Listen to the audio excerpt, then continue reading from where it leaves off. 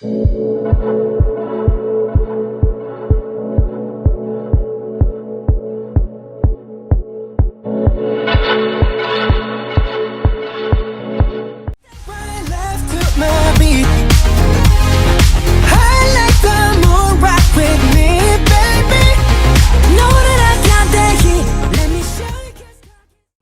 guys, I'm here with Emerson Unger, the entertainment journalist, K-pop, a radio DJ, and a big K-pop fan as well, slash expert, I would say. Hi, Emerson.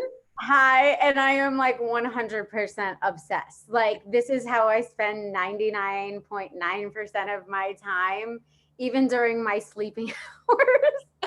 Why don't you first tell us, and I've learned a lot from you already. What is K-pop? So K-pop is interesting. It is, I would say it's a genre of music. That's been the big debate lately. Is it an industry or is it a genre of music? I consider it personally a genre of music.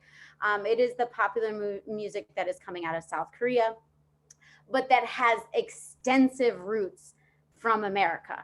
So like, for instance, the head of one of the biggest labels, SM Entertainment, he actually studied here in America. So, and a lot of the idols, not a lot, but a good chunk of them are actually American born. They are Korean American. And yeah, it's just popular music that has sprung out of, I would say, like really late 80s. Some people could say 90s is when it got its start. I really think it started like in the 2000s. We're on our fourth generation now.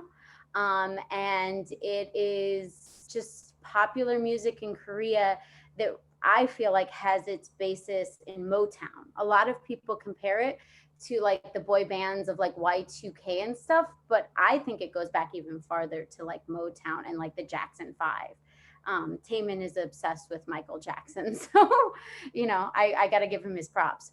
That's really interesting. I mean, a lot of us are just now, I guess, 40 years later, kind of learning more about it. What do you think makes K-pop different, and how did you become interested and a fan?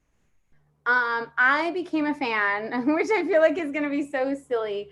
The first K-pop song I ever heard was Psy's Gangnam Style. I was working on the radio station. I was like, woo, woo, woo. Oh, wait, then me too. Yes. So we actually, a lot of people know of K-pop. I loved it because it was silly and just a lot of fun and great energy. And then I really got into K-pop, I would say, with BTS, their Wings album, which came out in 2016. Then as a journalist in 2017, they came for the Billboard Music Awards and they won.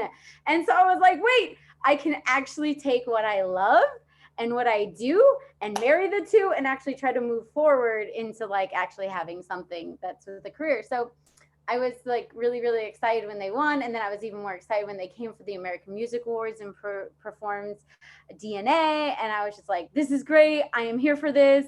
I remember going to my boss who was like, I can't like, yeah, you take it. And I've been champing ever since. So what are some of the biggest K-pop stars? A lot of props to Big Bang and G-Dragon. That will hopefully appease everyone so that they know I do know what I'm talking about. They're old school K-pop, like one of the biggest groups in like the land. I would say definitely BTS. They are huge. Blackpink is huge.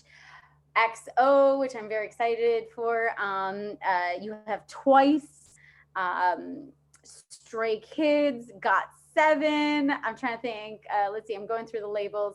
Blackpink, Big Bang, 17, which is now under the big hit label, TXT. So do you think that they're sort of really penetrating into pop culture world and, you know, taking over in a sense, like when it comes to collaborations with McDonald's, and you can tell us what other collaborations, but I mean, more and more daily we hear about K-pop. Yeah, no. They do these collaborations, but they do them in Korea. So the McDonald's collaboration with BTS being global shows the power of K-pop. You know, I mean, McDonald's is a global brand, and for them to say, yeah, we think we'll work with you like in all the whole globe, that to me was amazing. You know, because they had, I mean, they had deals with, you know, Coca-Cola, Hyundai, Samsung is their big one too now. Dunkin' Donuts, which I was like, man, if I was in Korea, I could get my Kim Tae-hung donut. Like, I'm so upset. Like, I mean, they touch products and it just goes crazy. Like Jungkook, like he's the youngest member of BTS. The fans caught like behind him his like fabric softener and it sold out to the point that he went on social media and he was like, I can't get my fabric softener. Do you think some of the Western musicians are going to sort of try to get inspired by K-pop? I think they already have. I mean, Taylor Swift, when she came out with her big single, you know, Never Had Another Like Me. I'm trying to think of what the exact name of it that was. It was super duper rainbowy, colorful. And I was like, oh, that's K-pop. And then when Justin Bieber did his Yummy, I was like, wow, look at all those bright colors. That's K-pop. I know it's a rumor, but like Camila Cabello like tried to hook up with one of the members of BTS, which I thought was funny. Like they were like, no, we don't publicly date. They didn't know how to handle it. I was very happy to see their collaboration with Halsey. You know, I felt like her music apart from BTS can be very heavy with a lot of messages. And not that BTS doesn't have messages, they do, but their messages are just different. They're not about, you know, they try to bring the positivity, the how to make things better about life. You know, it's all about loving yourself, finding the best part of who you could be. So they have very strong messages like that. And I just also think that K-pop, out of any genre of music, does escapism and spectacle like no one else on the planet. And so if you are somebody, and this is true of the fandom, someone who's experienced trauma or heartache, or you're sad, you naturally gravitate to it. I have called it in the past ear Prozac, but literally you cannot, it just takes you out of a negative headspace. And so during this pandemic, to see what BTS has done with Dynamite and Butter, like that to me was just golden. It was just golden. It was a smart move. I loved Butter, the song, and I heard it first when you shared it with me. So I'm definitely learning a lot about K-pop from you. You mentioned that K-pop, they're sort of set to a certain standard. So they have high moral values, pay attention to modesty. Tell me a little bit about that. There's just, you know, there's a lot, you know, that goes on, but apart from like, you know, being a role model to kids and, you know, representing the country and the culture, you also, you know, you have to have high standards. You have to be able to sing. You have to be able to dance. You have to be able to talk publicly, all of those things. And you must do them really, really, really well for a very long time. Like if you go to a K-pop concert, there is no opening act.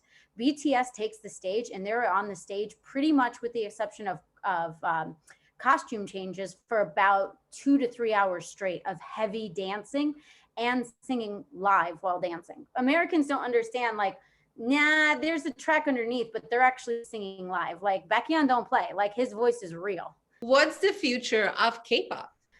The American market was something that K-pop didn't think it could crack or could have staying power, and BTS has shown that, you know, you can actually get, you know, and be here and considered, you know, artists here in America. So I just want to make sure that that continues to happen and grow.